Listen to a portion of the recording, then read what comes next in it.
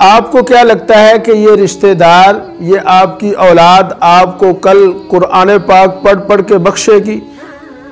आपको क्या लगता है कि ये आपकी औलाद आपको कल बख्शवा लेगी? नहीं मेरे अजीज़ों दोस्तों, ये औलाद जिस पे हम तकिया लगाए बैठे हैं कि ये हमें कुरान पढ़ पढ़ के बख्शेगी, ये औलाद आज हमारे कहने पर नमाज नहीं पढ़ती, हमारी गैर मौजूदगी में कुरान कैसे पढ़ेगी?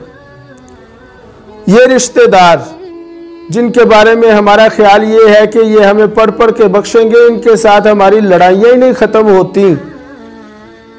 जब इनके साथ हमारी लड़ाइयाँ नहीं ख़त्म होती तो ये हमें इसाले सवाब क्या करेंगे? और ये रिश्तेदार तो ऐसे हैं कि आज अगर हम दीन पर चलें तो ये हमारा मजाक उड़ाते हैं, कल को हमारे बारे में ये कोई अच्छा बोल कैसे बोलेंगे? आपका क्या ख्याल है कि आपके बहन भाई आपको पढ़ पढ़ के बख्शेंगे, नमाजें पढ़ेंगे, कुरान की तिलावत करेंगे, वो बहन भाई जिनको हम ईद के ईद मिलते हैं? नहीं मेरे अजीज़ों दोस्तों, कब्र आखिरत मेरी है, उसकी तैयारी भी मैंने करनी है।